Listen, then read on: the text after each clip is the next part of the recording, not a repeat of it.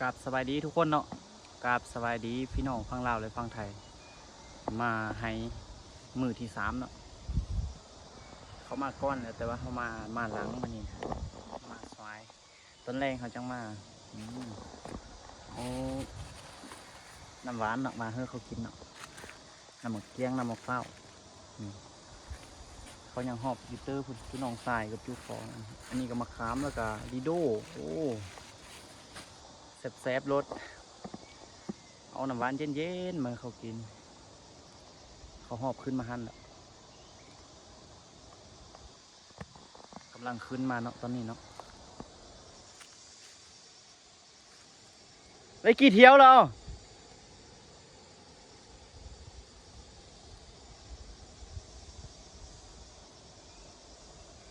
จะเอาน้ำหวานไปให้เขากินเนาะน้ำหวานไปให้เรากินเนาะ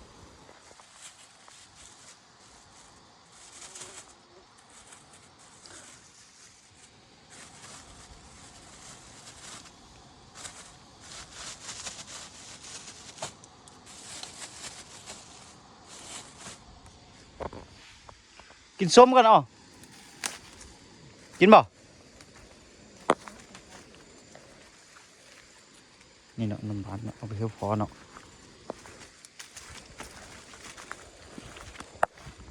ไล่กี่เที่ยวเหรอเด้อ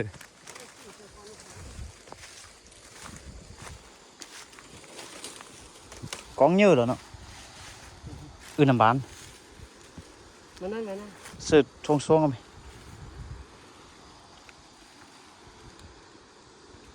จังบอกเสียงพรมาเอานี่เสียงพรนี่ยูเตอร์เนาะพอเท่ากองเยอะแล้วเก็บเม็ดแล้วบ่เฮ้เนาะอู้ไปเกินอู้เกี่ยวอ่ะ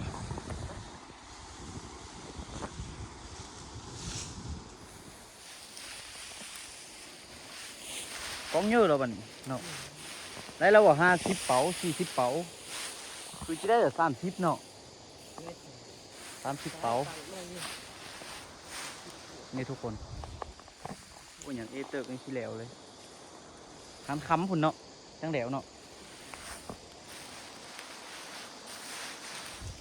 โอ้ดีงามกินส้มมันก่อนนะ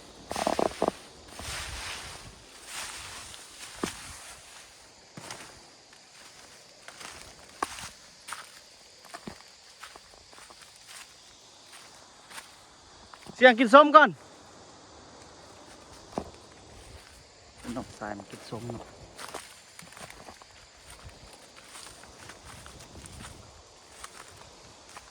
มีเยอะเลยที่พัก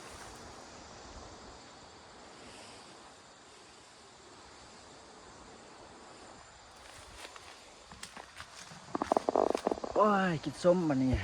กินส้มก่อน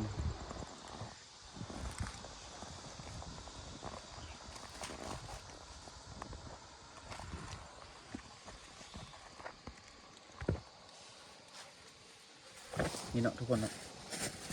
นี่เอามาขามดีโดเดอร์ก็มีเลยนี่โอ้แม่เขาอยู่บ่อนเท่งเนาะไปเอาไปให้กินเนาะมีไก่เผ็ดคิดว่าอยู่ทีเดียวนี่ตอนนี้ล้างขามก่อน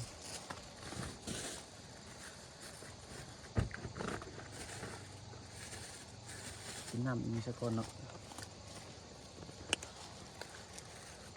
น้ำมะพร้าว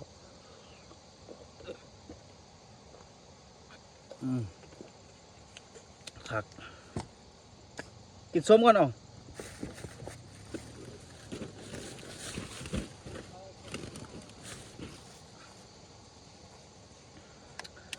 เอิญเขามากินส้มเนาะส้มมะขาม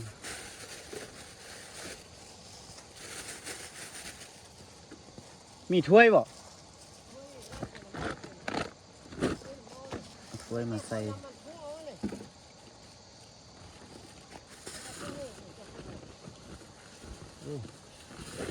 เดี๋ยวพ่นพอนี่ถ้วย ถ้วยครับนี่ไงล้างมะขามก่อน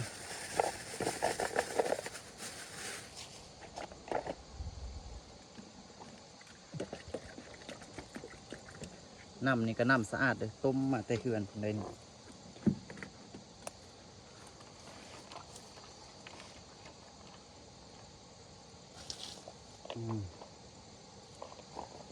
มะขามส้มเอามาน้อยคนเนาะ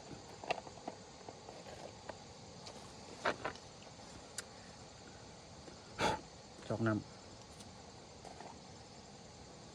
เจียวกะปิทุกคนเลยซีมก่อนนะรักซีมก่อนเขา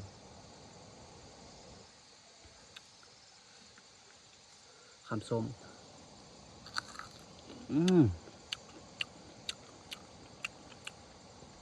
กะปิพร้อมคักตอน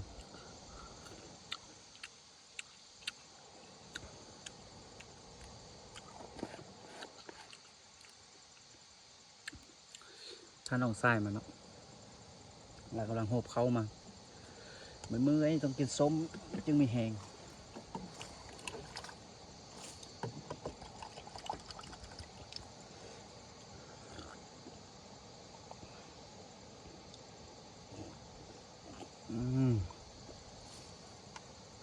แซ่บ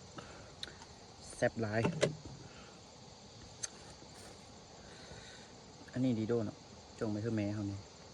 เพราะแม่บริยุนอยู่เทงคิดไปอยู่คนเดียวนี่นำมาเฝ้า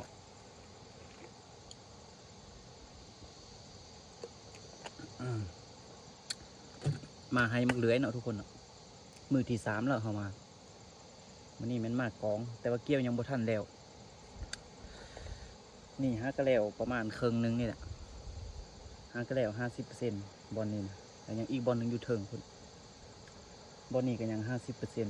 50%กะว่าจะได้ประมาณ80 เป๋าเนาะบอลนี้แต่บอลเทิงอีก60-70ก็สิได้หอยปลายเป๋าประมาณนี้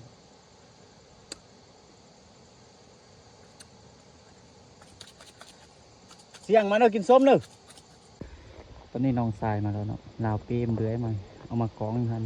กำลังยางว่าเรามากินส้มอ๋อกินหมดส้มน่ะ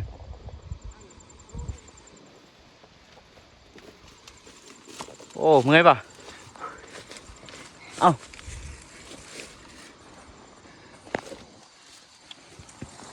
อู้อยู่เต็งอ่ะอยู่บอนเต็งไหนโอ้ทรงเมื่อยเนาะ แซ่บบ่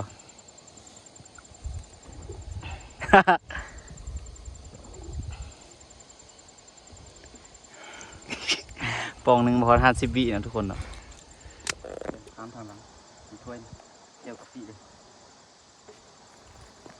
ดีโดกินหมดดีโดทั้งคำแล้วเนาะเอามาสิเจียวกะปิทางหลังเนาะที่แล้วอยู่หันคำเบิ่ง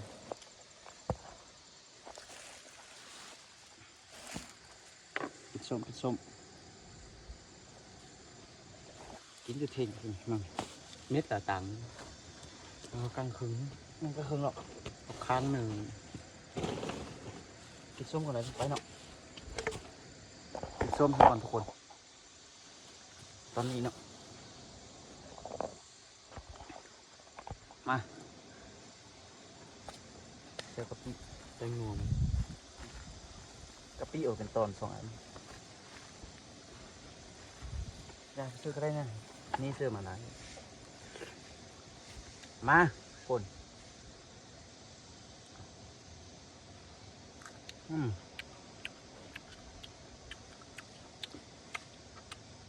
ข้าวไรมีแห้งไปมาเล็กกี่เที่ยวหรอ3-4 เที่ยว3-4 โกบหรอก้นเรือโกบเลยซื้อ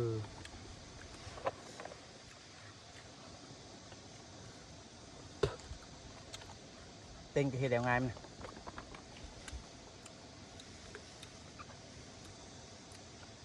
เจียวแล้วใกล้เติบบ่ เต็งน่ะ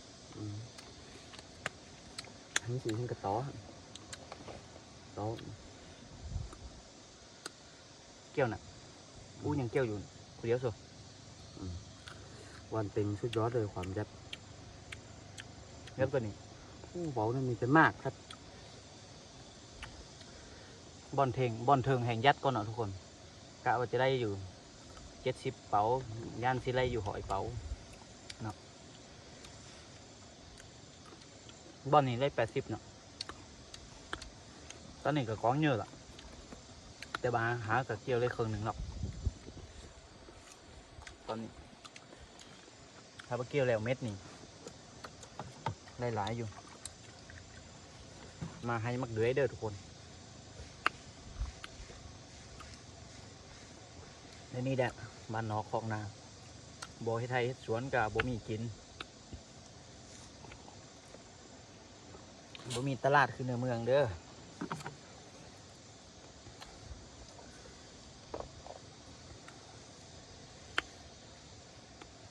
คนที่อยู่ในเมืองกับบางคนบ้านนอกไปอยู่ในเมืองก็คือสิขี้ทอดบ้านเนาะเห็นคลิปนี้แล้วเนาะก็พากมาคนมือเลื้อยจ่อยพ่อแม่เลยเด้อ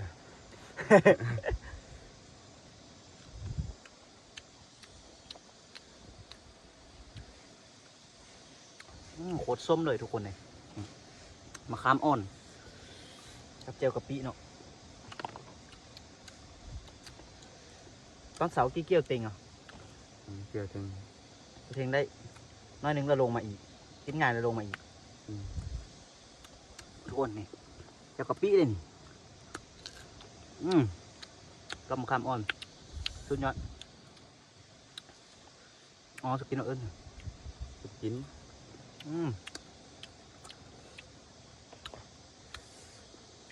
น้ำเผา จับทรงกันมาให้ ส้ม ทรง ส้ม น้ำ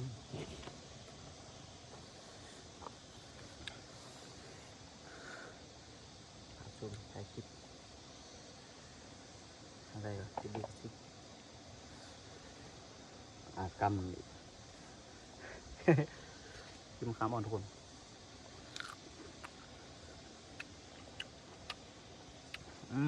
คือชมเหรอจะไปค้นมาเหลือฝากกดไลค์กดแชร์ด้วยฝากกดติดตามไม่ได้น่าจะถ่ายให้เบิ่งอีก